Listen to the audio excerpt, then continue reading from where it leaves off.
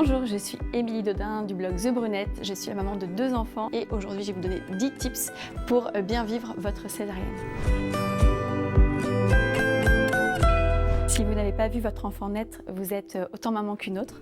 Si jamais vous avez eu des agrafes, ne vous inquiétez pas, ça ne fait pas mal du tout quand on les retire. À la maternité, n'hésitez pas à vous faire une trousse de toilette qui déchire avec le gel douche que vous adorez, le shampoing que vous préférez, du maquillage si vous avez envie de vous faire belle, de profiter à fond. Le jour J, n'hésitez pas à demander à la personne qui vous accompagne de vous prendre en photo et de filmer aussi les moments importants parce que vous serez super content de pouvoir le voir. Séance émotion garantie.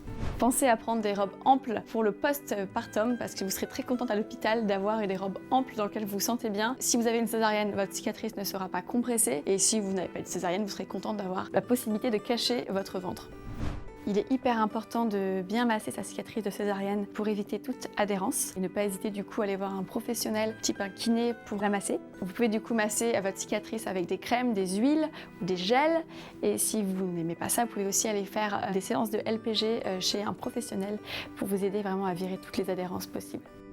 Si vous souhaitez allaiter après une césarienne, c'est carrément possible. Ne pas hésiter à en parler du coup au personnel médical de l'hôpital et vous faire aider et puis bien sûr lire avant pour savoir que vous avez toutes vos chances d'y réussir. Et du coup, si vous ne souhaitez pas allaiter, vous pouvez aussi vous renseigner avant pour prendre de l'homéopathie et prendre des brassières bien serrées et des choux pour éviter d'avoir trop mal lors des montées de lait.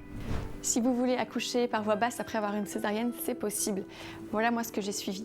J'ai marché plusieurs fois par jour, environ 10 km. Alors c'est beaucoup, mais bon, moi je marche beaucoup. De l'acupuncture. Généralement dans les hôpitaux, vous avez ce genre de préparation possible.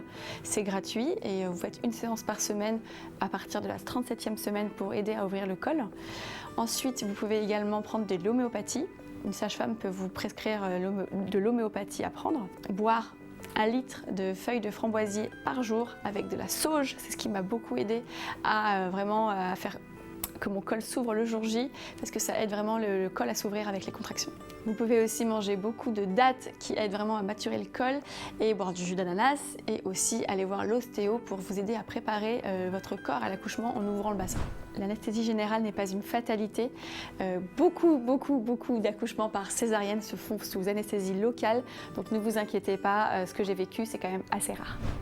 Pour éviter les phlébites, je vous conseille vraiment de vous lever rapidement après avoir une césarienne, même si vous avez mal, c'est hyper important.